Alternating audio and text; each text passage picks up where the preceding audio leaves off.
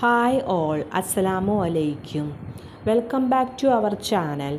The topic is Maths 8th second chapter.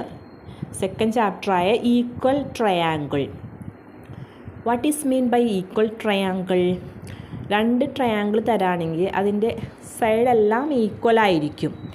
അതിൻ്റെ ആ ആംഗിളിന് opposite കിടക്കുന്ന ആംഗിൾസും എന്തായിരിക്കും? ഈക്വൽ ആയിരിക്കും.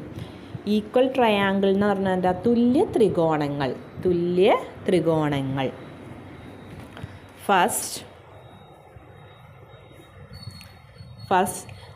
രണ്ട് ത്രികോണങ്ങൾ ഞാൻ കൊടുത്തിട്ടുണ്ട്. അതിൻ്റെ സൈഡ്സാണ് 4 cm, 5 cm, 6 cm. ഇത് 4 cm, 5 cm, 6 cm. ഇനി നമുക്ക്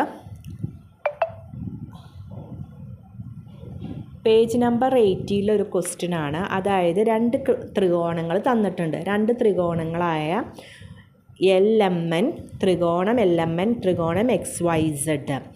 ഇതിൽ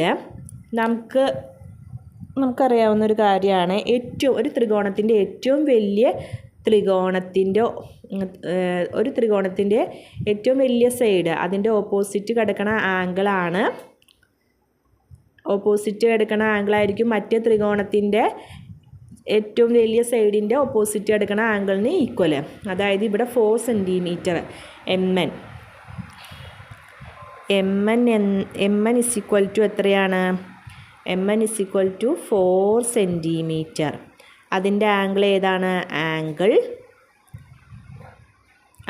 L. അതിന് ഓപ്പോസിറ്റ് എടുക്കണ ആംഗിൾ Lഉം 4 cm ഓപ്പോസിറ്റ് ആംഗിൾ Yയും ഈക്വൽ ആയിരിക്കും. അതുപോലെ അടുത്തത് LN ഇസ് ഈക്വൽ ടു എത്ര സെൻറ്റിമീറ്റർ ആണ്? 2 cm. അപ്പോൾ ഈ LN ഓപ്പോസിറ്റ് എടുക്കുന്ന ആംഗിൾ എത്രയാണ്? Angle M. അപ്പോൾ 2 cm XY ആണ്. ഈ 2 cm XYക്ക് ഓപ്പോസിറ്റ് എടുക്കുന്ന ആംഗിൾ എത്രയാണ്? Angle Z. അതുപോലെ 3 cm LM is equal to 3 cm. LM അതിന് ഓപ്പോസിറ്റ് എടുക്കുന്ന ആംഗിൾ എത്രയാണ്? N. അതായത് ഇവിടെ ZY is equal to 3 cm. അതിന് ഓപ്പോസിറ്റ് എടുക്കുന്ന ആംഗിൾ എത്രയാണ്? X. അപ്പോൾ angle L is equal to Yയും ആംഗിൾ Yയും, angle M is equal to angle Zഉം, angle N is equal to angle Xഉം ആണ്.